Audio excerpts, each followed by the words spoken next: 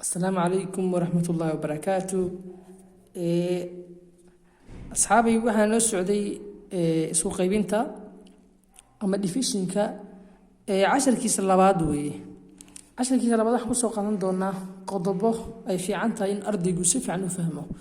Qodobadan waxay mataqaanaa basic u yihiin ama asli asaas u yihiin xisaabta isku qaybinta. Ardayga hadduu fahmo caqabado badan oo mataqaanaa ka soo wajihi lahaa xisaabaadka ayuu mataqaanaa ka dulboodaya oo si fiican u dhaafaya. afar waa soo macna afarta qodob weeye kugu muhiimsan. haddaan akhrimida ku waxa weeye tiro haddii laftiga la isku qaybiyo waxay noqonaysaa hal. macna haddii tiraha laftiga la isku qaybiyo waxay la mid noqonaysaa ama ay natiijadu soo baxaysa hal. macna maxay la mid tahay? macna waxa laga wadaa lix loo qaybiyo kale boqol loo qaybiyo kale 20 loo qaybiyo. macna waa hal tiro oo la isku qaybiyay. lix iyo lix baa la isku qaybiyay. koreeyaha iyo hooseeyuhu waa isku hal tiro. saas oo kale weey. marka sidee bay ku soo baxdaa marka lix loo qaybiyo waxay la mid tahay hal. waxay la mid tahay baan idhi hal bay la mid tahay. marka hal sidee oo la mid noqota waxay la mid noqotay hooseeyaha markasta wuxuu tilmaamayaa cidda wax qaybsanaysa. macna intee qof bataqaana wax qaybsanaya 5 qof miyaa wax qaybsanaysa ama 6 qof. hadda marka lixdan waxay noo tilmaamaysaa in 6 qof ay wax qaybsanayaan. lixda koreeyana waxay tilmaamaysaa wixii la qaybsanayay. macna 6 qof oo halkaan ah oo hooseeyaha 6dan qof ba waxay qaybsanayaan 6 qalin. 6 qalin bay qaybsanayaan. marka 6 qof haddii 6 qalin qaybsato mid walba intee qaadanaya intee qof macna mid walba intee qalin ba ku soo aadamaysa.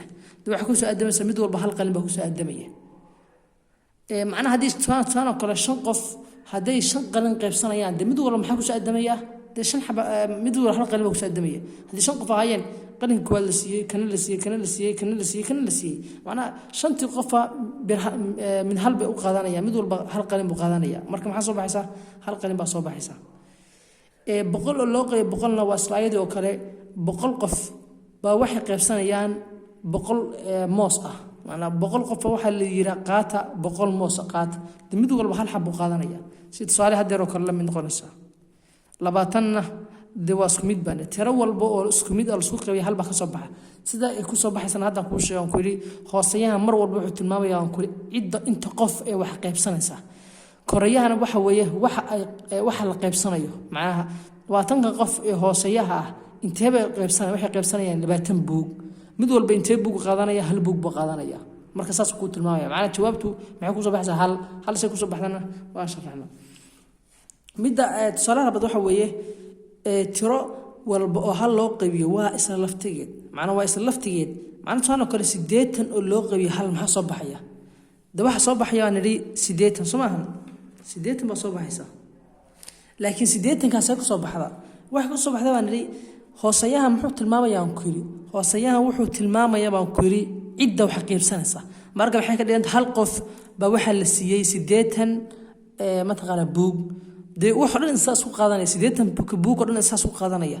sababtoo ah hal qof cid la wadaagaysa ma jiro. macna hal qof oo leeyahay 80 buug qaado marka 80 buug buu qaadanaya 80 buug saa qaadanaya kaligiis. laakiin haddii halkan laba ahaan lahayd 80 oo loo qaybiyo laba haddii noqon lahayd laba qof 80 haddii si isku leeg haddii wada qaybsadaan muxuu mid qaadan lahaa 40 buu qaadanaya. laakiin hadda waxa weeye 80 oo loo qaybiyo hal qof oo loo mataqaana la siiyay 80 buug. laakiin waxa ogaataan kaliya in halka markuu sareeyay yahay arintu sida macna ka duwan tahay. salaam haddii noqon lahayd hal oo loo qaybiyo 80 oo mataqaana halka koreeyo ahaan la 80 hoose ahaan lahayd markaan jajab bay galiyeed. sababta wax noqon 80 qof oo loo qaybiyo hal noqon sababta halka koreeyo ah.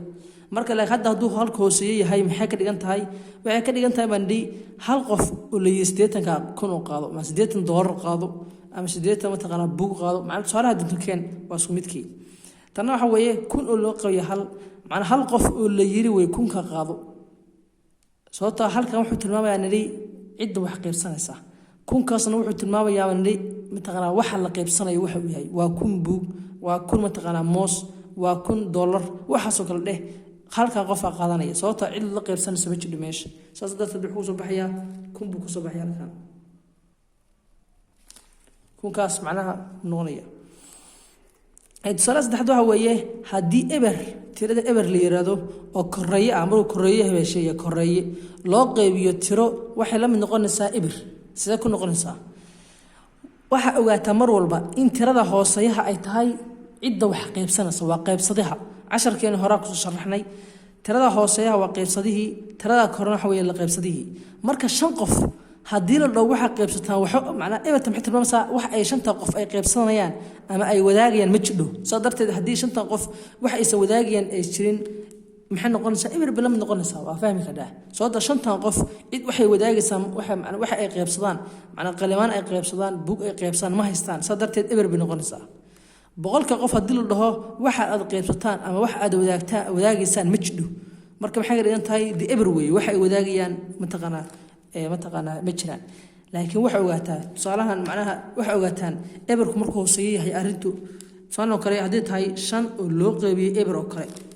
5 oo loo qaybiyay eber ma uu jidho xisaab yiraahdo macnaha waxay noqonaysaa wax qalad ah wrongi way sababtoo ah eberka wuxuu tilmaamayay mataqaanaa cidda wax qaybsanaysa haddii bin aadan ama qof dad macnaha wax qaybsanaya hadii jirin soo kale dahaba adduunka yaal dahaba wuxuu yaala meel kamid adduunka laakiin cid leh ama tan cid qaybsanaysa bin aadanka adduunka ma joogo macnaha adduunka dus ay bin aadan ku nooleen laakiin adduunku ka buuxa dahab wax walba ka buuxaan cidna ma qaadanayso sababtoo ah wandi mataqaanaa ama qiimo yeelanayo sadarteed adduunka kama jiro wax mataqaanaa dad macna aysan lahayn ma jiro sadarteed eber hadduu hooseeyahay xisaabtaas ma jiro way waa xisaab adduun xataa waa ma ku jira xisaab noocaas ah sababta mar walba xal raba in uu yaraan hal qof mees joogo hal qof inuu waxan qaybsanayo ama laba qof iyo wixii ka badan saas oo kale baloo baahay laakiin bin aadam ma joogo hantina baana taala waxaas ma jiraan way xisaab noocaas ma jiro laakiin hadduu eber koreeyahay oo tiro walba loo qayb macna intaan kaliya ma ahan waa tiro walba eber oo loo qabiyo 1 eber oo loo qabiyo 9 eber oo loo qabiyo 50 eber saas oo kale tusaalahana waa sidaan oo kale 80 marka 80 ma macna 40 oo loo qabiyo hal laba oo loo qabiyo hal waa labo macna isla tirada halkan taala iyo tan baa isku mid noqonaya macna taa ogow 80 oo loo qabiyo 80 oo loo qabiyo hal waa 80 maxaa la wadaa oo waxaan ku sheegay tiro walba oo hal loo qaybiyo macna halka markuu hooseeyahay baa sheegaya maxay soo baxaysaa isla laftigeed soo baxaysaa midka afraad waxa weeye isu qaybintu waxay lidi ku tahay isku dhufashada hadaa tan si fiican u fahamtid xisaabta oo dhan isku dhufasho walba ka shaqeyn kartaa macnaha maxay ku soo baxdaa mataqaan waxay kamid tahay hadda 4 oo loo qabiyo 4 see ku saarsa arday waxa uu ku wareera Soomahan macnaha wuxuu ku saari karaa 4 oo lagu dhuftay tiro maqan bay ka dhiganta waxay la mid tahay 20 macnaha lidi waxay ku tahay 4 oo lagu dhuftay tiro maqan baa waxay la mid tahay 20 marka 4 oo tiro lagu dhuftay mataqaanaa maqan oo la mid ah 20 see ku saari karaa tirooyinka 4 dhanka taxadartid 4 lagu dhuftay hal waa 4 lagu dhuftay 2 waa 8 4 oo lagu dhuftay 3 waa 12 4 oo lagu dhuftay 4 waa 16 4 oo lagu dhuftay 5 waa 20 haddu soo hela muxuu ma 4 oo lagu dhuftay 5 maxay la noqotay 20 saas 20 soo 4 oo lagu dhuftay mataqaana tiro waxay la noqotay 20 marka tiradaas maxay tahay 5 weey si kale waa ku saari ka dhaawaniri oo maxay noqonaysaa ayaduna waxay noqonaysaa waniri 4 qof hadii la dhaho 20 bug qaybsada macna 4 qof hadii la dhaho 20 ka bug si isleeg macna si isleeg wada qaybsada mid walba intee qaadanaya de 4 20 hadda 20 kan 4 qof samahan 4 qof si isleeg hadii 20 u qaybsadaan si u soo baxsan dad u siiya shan soo noo soo bixin hay 4 shanaad marka 5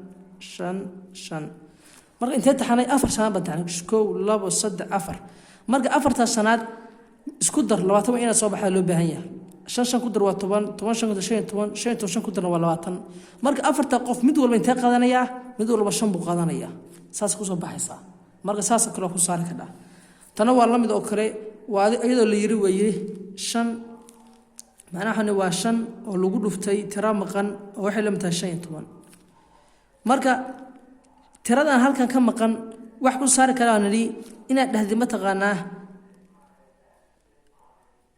tirada maxaa way hadii halkan tirada halkan maqan oo hadii tirada halkan ka maqan 5 lagu dhufto 15 soo saaraysa ama waxa sameyn ka dhawanadi 5 qof waxa dhahay 5 qof hadii haystaan hadii macna 5 qof la siiyo $15 mid walba intee door buu qaadanaya macna waa 5 qof hadii la siiyo $15 intee mid kasta qaadanaya wuxuu qaadanaa hadda ku siiya 15 intee beershan baa ku jira macna wax fiirinaysa 15 intee beershan baa ku jira waxaa ku jira waa 5 oo lagu daray 5 oo lagu daray 5 waxaa ku jira 3 shanaad baa ku jira 5 ku dar waa 10 5 ku darna waa intee weeye waa 15 marka 1 2 3 ma noqonaya marka 3 weeye marka mid walba muxuu qaadanayaa 3 macnaa 5 qof haddii loo $15 la siiyo mid walba wuxuu qaadanayaa $3 buu qaadanayaa sababta waxaan xisaabinay inta beer 5 ay ku jirta ee mataqaana 15 waa 3 shanaad baa ku jirta sadarteed mid walba wuxuu qaadanayaa 3 buu qaadanayaa marka